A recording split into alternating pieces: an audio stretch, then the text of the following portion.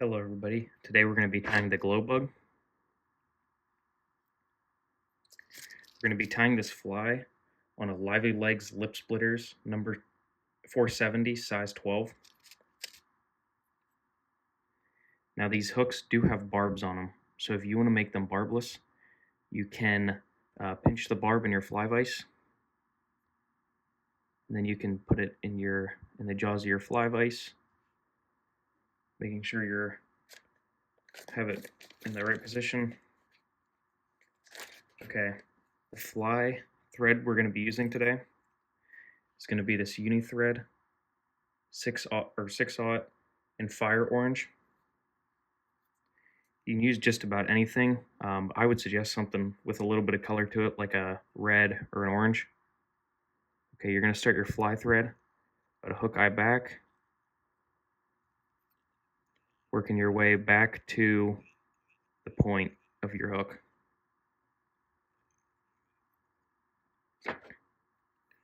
Then cut that tag end off. Okay, now advance your thread back up to halfway up your wraps. Okay, and then you're going to want to take some Globug yarn. This is the only other material in this fly. This is in light roe.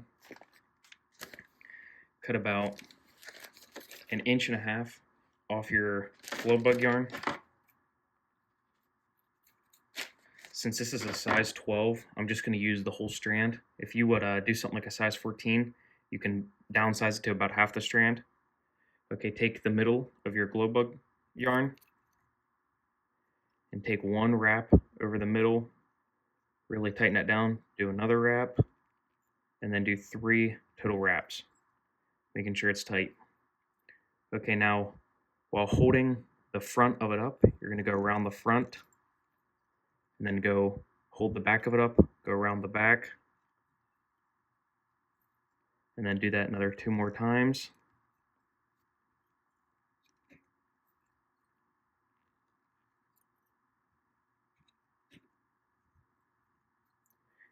And then go over top the middle one more time, making sure you're going directly over top of the wraps.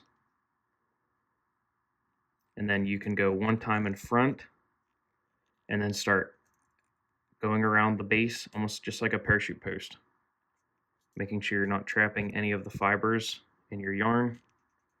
You're going to only go around 3 to 4 times. There's number 3. Okay, and now wrap in the front one full time, and then take your whip finish tool,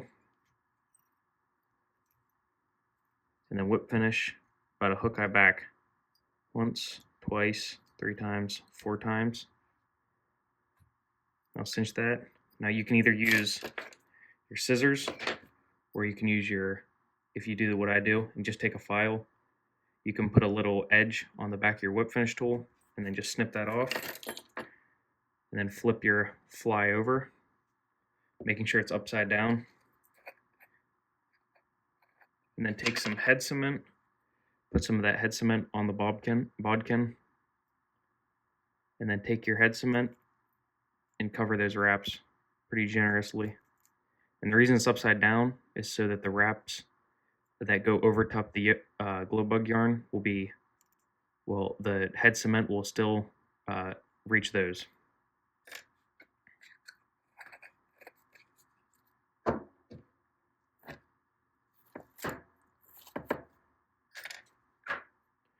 Okay, now that we're done with that, now this is probably the trickiest part of the fly, and you're going to want to pull this Globug yarn up pretty tight, not super tight so you're pulling your hook out of your vise, but hold it pretty tight and take secondary scissors, sharp secondary scissors, and then cut it about a hook gap up,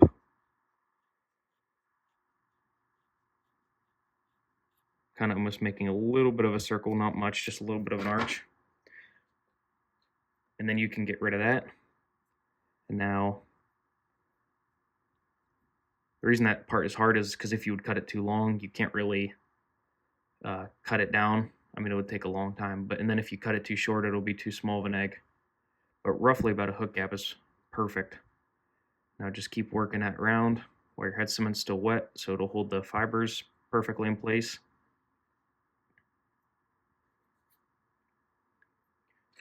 And something that I like to do is take my scissors, my good fly tying scissors, and kind of just trim little long parts off about around the hook point. So you're getting a good hook set. You can rotate your vise, kind of, there's a little long spot, kind of just making a circle. And then you can also do like this. The hook eye is a little bit crowded here, not too bad. So I'm going to just trim a little bit away.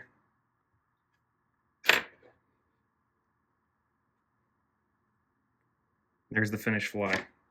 That's why I said you can kind of just use roughly any thread, because you don't see it unless you look at the bottom. But anyway, that's it.